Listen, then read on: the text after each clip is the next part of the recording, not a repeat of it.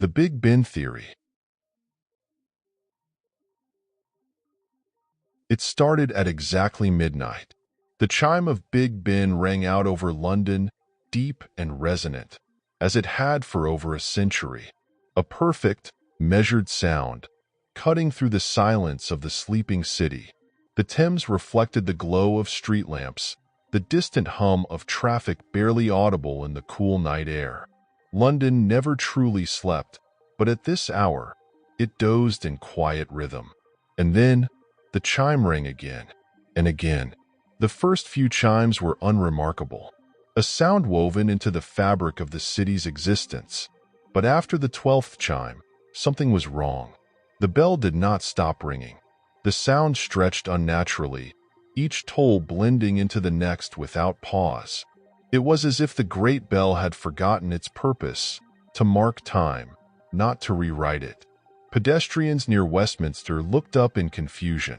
Tourists, standing in awe of the clock tower, hesitated mid-photo, their fingers frozen over camera shutters. The red double-decker buses rolling past slowed to a crawl, drivers glancing toward the tower, their faces contorted with uncertainty. Street vendors selling roasted chestnuts and late-night snacks exchanged glances, their usual banter dying in their throats. And then, something even stranger happened. The sound, once a singular, familiar toll, began to shift. It deepened, stretched, became layered. The echoes bounced off the buildings, but instead of fading into the night, they seemed to return, stacking on top of each other. The chimes overlapped, forming something more than sound, something physical. A vibration crawled beneath the cobblestones. The Thames, once placid, began to ripple, not from wind, but from something deeper. The great clock tower, standing steadfast through centuries, trembled. For a moment, all of London felt it. A shift, a tilt, as if reality itself had been nudged out of place. Deep inside the tower, unseen by the world, gears and levers moved in ways they never had before. The careful mechanism, so precise, so reliable, was changing. The hands of Big Ben were no longer marking time. They were rearranging it. Miles away, in a tiny apartment cluttered with books and crumpled pages, a man named Arthur Holloway sat staring at his computer screen. Arthur had spent his life in pursuit of something no one else believed in. A theoretical physicist turned outcast, a man dismissed by academia for theories too wild, too absurd. He had spent years tracking anomalies in time, irregularities that should not exist. And now, the impossible numbers were appearing right before his eyes. His computer monitor, normally filled with precise calculations, was spiraling out of control. Wave distortions, temporal energy spikes, readings that should not be possible. He leaned forward, his fingers gripping the edge of his desk. The data was coming from a singular source, a pulsing, escalating disturbance. Westminster, Big Ben, his breath caught in his throat. He had known. He had spent years chasing whispers of a theory that had cost him everything. His career, his credibility, his funding. And now, the impossible had become reality. Time was breaking. Arthur shoved back his chair, his pulse hammering. He grabbed his coat, barely remembering to lock his apartment door as he ran into the cold London night. As Arthur raced through the darkened streets, the city around him began to change. He wasn't imagining it. The buildings, some of them, were different. As he passed an alleyway he had walked by 1,000 times before, he realized the graffiti was gone. The bricks were cleaner, the scent of pollution absent. A gas lamp flickered at the corner, a lamp that had not been there the day before. Arthur slowed, his breath visible in the cold air. And then, he heard it, the distant clip-clop of hooves on cobblestones. He turned sharply, expecting to see a reenactment, some historical tour group, an actor in period clothing. But what he saw made his stomach twist. A carriage rolled past the alley's entrance, its wooden wheels rattling on the street. The driver sat tall, his coat and hat unmistakably Victorian. The gas lamp's glow flickered across a pair of passengers seated inside. Men dressed in waistcoats and cravats, deep in conversation. Arthur staggered back. Then, as suddenly as it had appeared, the carriage was gone. He stumbled forward, his hands bracing against the cold bricks. The air was different here, thicker, charged with something he couldn't define. A car honked from the street behind him, snapping him out of his trance. The moment shattered, and he sprinted toward Westminster, ignoring the confused glances of passers-by. Whatever was happening, it wasn't contained to Big Ben. London itself was shifting. By the time Arthur reached Westminster Bridge, the chaos had spread. Crowds had gathered near the base of the clock tower, their faces turned upward, their voices murmuring in uncertainty. The hands of Big Ben were no longer marking time in the way they should. They moved forward, too far forward, and then backward, and then sideways. Arthur stopped, breathless, gripping the railing of the bridge.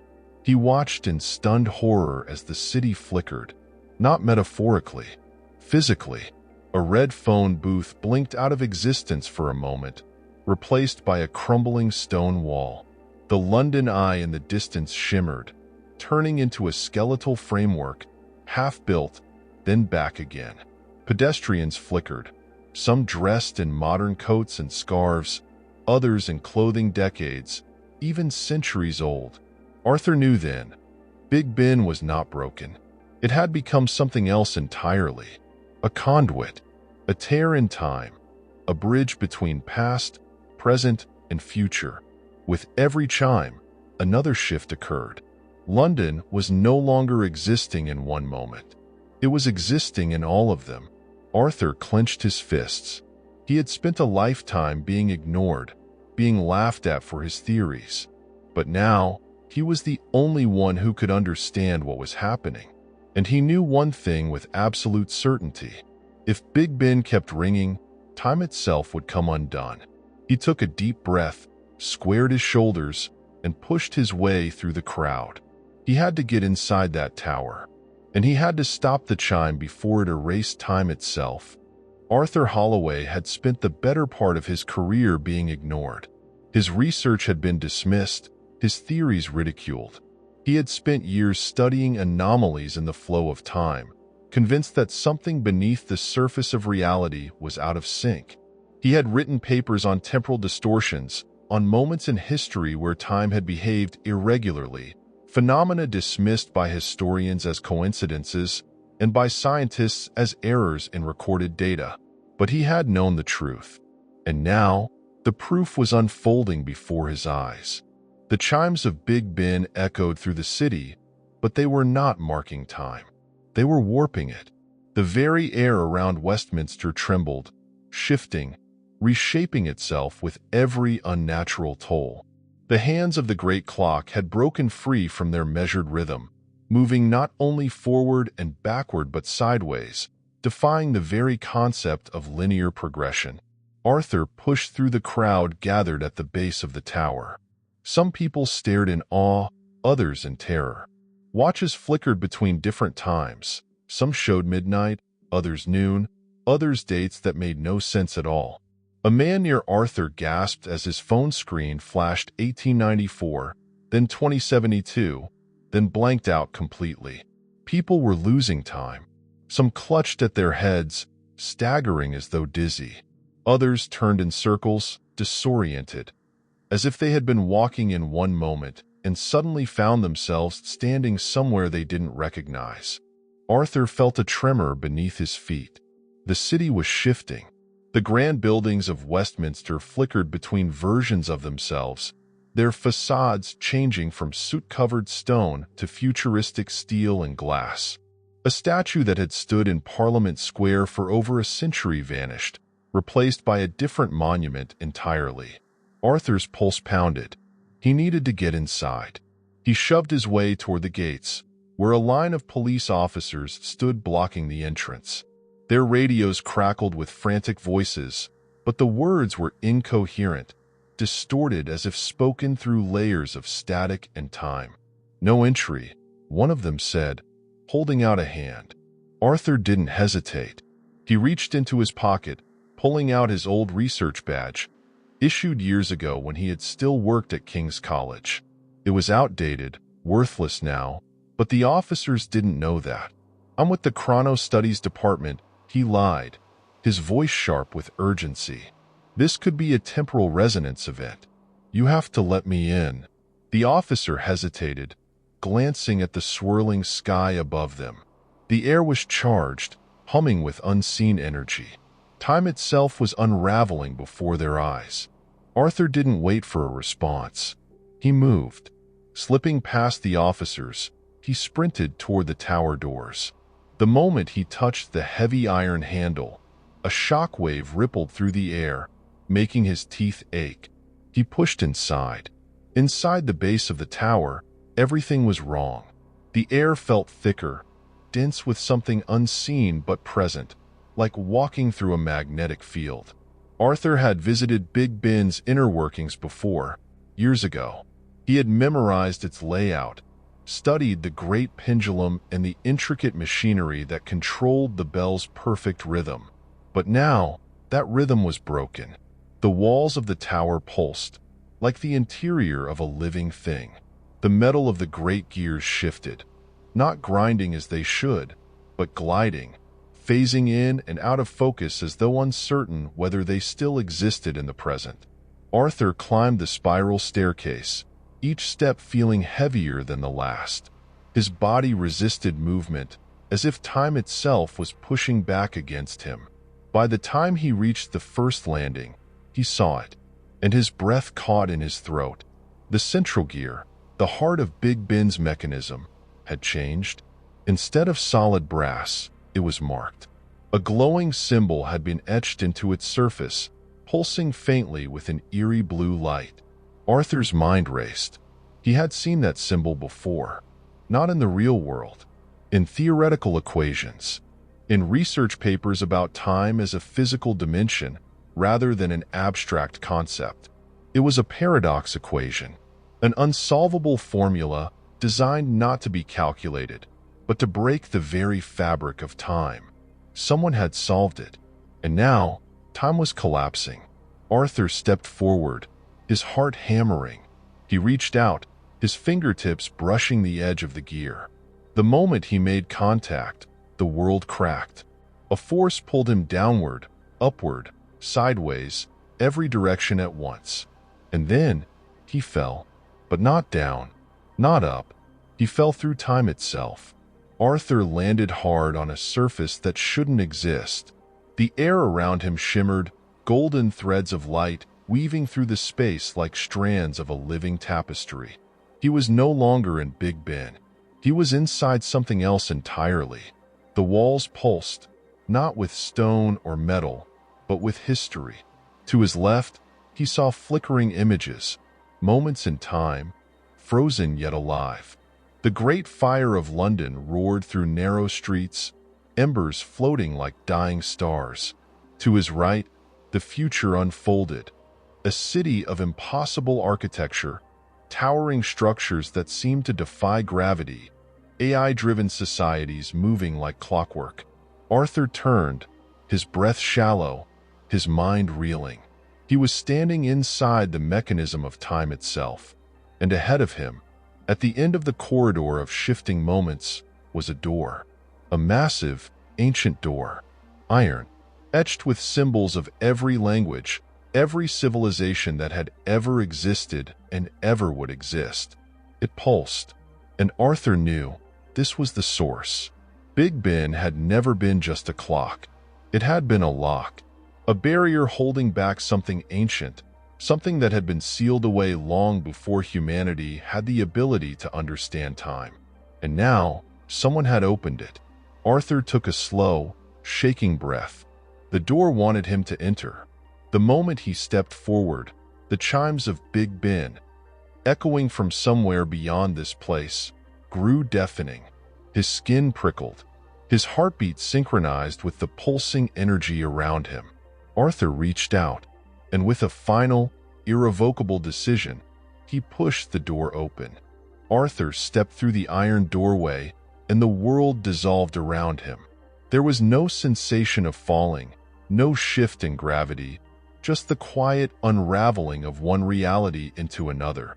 He found himself standing in an endless void, a vast, infinite space, neither light nor dark, but something in between, something undefined. It was as though he had stepped into the very fabric of existence, where past, present, and future no longer followed the rules of time. All around him, threads of golden light stretched infinitely in every direction. Some shimmered brightly, others flickered weakly, as though struggling to remain intact.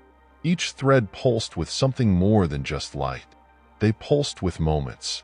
Arthur reached out toward one of the strands, his fingers grazing its surface. Instantly, a vision exploded in his mind. A Roman soldier marching through the streets of Londinium, his bronze armor glinting under the midday sun. A scientist in a sterile laboratory, typing furiously on a futuristic holographic console as a countdown ticked to 0. A young girl in a Victorian dress, standing in Westminster, staring up at Big Ben as it chimed, her reflection rippling in a pool of rainwater. The visions faded as quickly as they had come, leaving Arthur gasping. His brain struggled to process what he had just seen. Not memories, but living moments, somehow preserved within these golden strands. These were time itself, woven into a tangible form. Arthur turned slowly, his pulse quickening. This was no ordinary anomaly. He had not just entered a temporal rift. He had entered the mechanism of time itself, and Big Ben was connected to it. The chimes of the great clock still rang, distant yet deafening. Each toll sent ripples through the golden strands, distorting reality. The clock tower was not just marking time. It was modifying it. Arthur took a step forward, feeling the space around him shift with his movement. In the distance, a structure emerged from the void. A towering construct of gears, levers, and pulsing energy. A machine so massive it seemed to stretch beyond reality itself. It was ancient, yet impossibly advanced. Arthur knew instinctively, this was the source. This was what Big Ben had been built to conceal, and someone had tampered with it. As Arthur approached the structure, the golden threads began to react. Some glowed brighter, some dimmed, others snapped, vanishing into nothingness. Every broken thread sent a shockwave through the void, causing the machine to groan under its own weight. Arthur's mind raced. He had studied theories of time as a construct of how reality could be woven together in a way that wasn't linear, but fabric-like, interwoven with connections that spanned centuries. He had never expected to see it, but there was no mistaking what was happening now. Time was unraveling. Someone had set this into motion, and if Arthur didn't stop it, every moment in history, past, present, and future, would collapse into one singular event. The world as he knew it would cease to exist. Arthur reached the base of the structure and placed his hand on its surface. It was warm, alive, somehow. The gears within it were turning erratically, struggling to maintain their function. Something was wrong. Arthur glanced upward. At the very heart of the machine, a sphere of light hovered, pulsating in unstable rhythms. It was cracked. Arthur's breath hitched. The core of time, the anchor that kept history intact, was breaking apart. This was why London had begun to shift between centuries, why Big Ben's chimes had begun to alter reality instead of simply marking it. The machine had been keeping time contained, ensuring that each moment remained where it belonged. And now, it was failing. Arthur stepped back, his heart pounding. If the core shattered completely, time itself would collapse, and he was standing at the very center of it. The sound of footsteps behind him made Arthur spin around. He had thought he was alone, but he was wrong. A figure emerged from the golden strands, stepping toward him with an air of certainty. Tall, dressed in a long, dark coat, with eyes that seemed to glow faintly in the dim light. Arthur's pulse quickened. There was something unnatural about this man, something not quite human. The stranger studied Arthur with a knowing gaze, then spoke. "You shouldn't be here." Arthur swallowed, forcing himself to stay calm. "Neither should you." The stranger tilted his head. "You don't understand what you're interfering with." Arthur's jaw tightened. "I understand enough. Someone has tampered with the mechanism. Time is unraveling. If we don't stop it, history itself will collapse." The stranger exhaled slowly, as if weighing his next words carefully. "It was never meant to last forever." Arthur felt a chill creep up his spine. "What are you saying?" The stranger gestured toward the machine. "This construct, this prison, was built to hold something in place, to keep time from running unchecked. But it was never a perfect system. Eventually, it was bound to break." Arthur's breath caught. "Are you saying this was inevitable?" The stranger nodded. "Time is not meant to be controlled. Humans built a machine to regulate what should be free. And now, the machine is failing." Arthur turned back toward the flickering core, its glow now fractured and unstable. He felt the weight of the truth pressing down on him.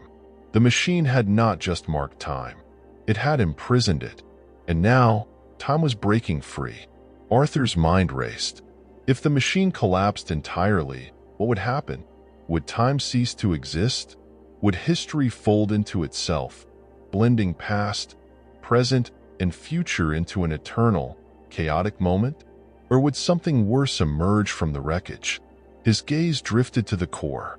The cracks were widening, and Arthur knew he had a choice to make. He could try to repair the machine, to keep time contained, preserved in its artificial state.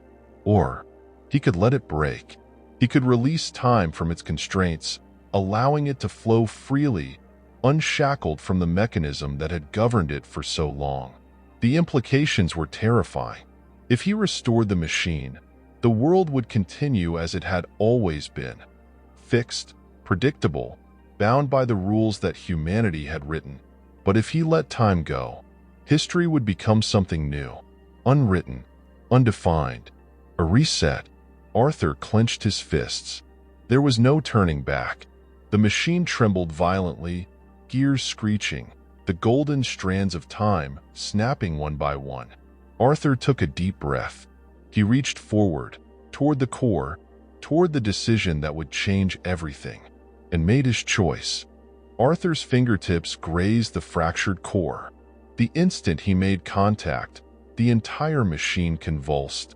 A wave of energy surged outward, rippling through the golden strands of time, sending a shockwave across eternity itself. The void around him shifted. The past, present, and future collapsed into a single moment. Arthur saw everything. Every event in history unfolded at once. The rise and fall of civilizations, the formation of the universe, the first spark of human thought, the last breath of the last living being. Time was no longer linear. It was a singular, omnipresent force, flowing in all directions, all at once. And at the center of it, he stood, holding the core in his hands. The fractures in the sphere spread, its light flickering wildly. Time itself was screaming. Arthur gasped, his mind overwhelmed by the infinite flood of knowledge. Time had never been a river. It had been a machine, an artificial construct designed or imprisoned by something beyond human comprehension. And now, it was about to break. Arthur had seconds to decide. If he let the core collapse, the machine would cease to function, and time would unravel entirely. No past, no future, no present. Everything would exist simultaneously in a chaotic, uncontrolled state. Or he could attempt to repair it, rebuild the system, reinforce the structure, preserve the illusion that time was meant to follow a linear path. But if he did that, He would be enslaving reality once more. Arthur's fingers tightened around the core. His mind raced. There was a third option, something no one had considered. A way to rewrite time, not as a rigid system, not as an artificial construct, but as something new. A reality unbound, yet structured. A balance between chaos and order. He closed his eyes, and he made his decision. Arthur pushed the fractured core forward, into the heart of the machine, not to destroy it, not to repair it, to reprogram it. The moment the core touched the machine's center, everything ignited. A flood of energy erupted outward, illuminating the infinite void, sending shockwaves across the strands of time. The golden threads reorganized themselves, shifting, recalibrating. Time was being rewritten. The past was no longer fixed. The future was no longer predetermined. Arthur was no longer a mere observer. He had become a creator. The chimes of Big Ben echoed across all of existence, resonating through every moment in history, every possibility, every version of reality that had ever been, or ever could be. For the first time since time had been placed in chains, it was free. The machine shuddered one final time, then went silent. Arthur exhaled. He had done it. He had rewritten time. Arthur opened his eyes. He was standing on Westminster Bridge. Big Ben loomed over the city, its hands ticking as they always had. London was unchanged. Pedestrians walked by, oblivious. Tourists posed for photos. The red double-decker buses rumbled past. As if nothing had happened, Arthur's breath came in shaky gasps. He turned, searching for any sign that what he had just experienced had been real. Then, he saw it. A crack in the fabric of the sky. A thin, almost invisible fracture. So small that no one else seemed to notice it. But Arthur did. And in that fracture, he saw something else. A world that had never existed before. A version of reality that had not been created by time, but by choice. Arthur clenched his fists. The world had changed. Time had changed. And nothing would ever be the same again. Arthur Holloway was no longer a man who studied time. He was now a part of it. He could feel it. Not just the ticking seconds of a clock or the slow crawl of history, but the flow, the ebb and pulse of existence itself. He walked through the streets of London, but he was aware of everything happening at once. The first stone laid in the foundation of the city. The last breath of a distant future civilization that had yet to be born. The past, the future, the alternate paths, they were all visible to him now. But no one else could see it. The world continued as it always had, following a timeline that had been rewritten, yet remained familiar. Arthur wasn't sure how long he wandered before he realized where his feet had taken him. Back to Westminster. Back to Big Ben. The great clock tower stood as it always had, a monument to time itself. But Arthur knew the truth. It was no longer just a clock. It was a gateway, a bridge between the old world and the new one he had created. He stepped closer, his heart pounding. The air around the tower hummed. There was still something inside, something watching. Arthur reached out, pressing his palm against the cold stone of the tower's base, and a whisper brushed against his mind. Not words, not language, something older than speech. A feeling, a question, a choice. Arthur closed his eyes, and he answered. The world shifted, and then, nothing. When Arthur Holloway opened his eyes, he was somewhere else. A city he did not recognize, yet somehow remembered. The skyline was different, the buildings taller, the streets wider. The air smelled cleaner. The people moved differently. This was London, but it was not the London he had left behind. Arthur turned. Big Ben stood behind him, but the hands of the clock were not moving. They had stopped at midnight. Arthur exhaled. The chime would never ring again, because time, as it had once existed, was gone. It had been rewritten, not as a rigid construct, not as an artificial prison, but as something alive, something new. And Arthur Holloway, the man who had once been a scientist, a skeptic, an outcast, was now its guardian, the last keeper of a world without time. And so, Big Ben stood silent, forever marking the moment when history ended and infinity began.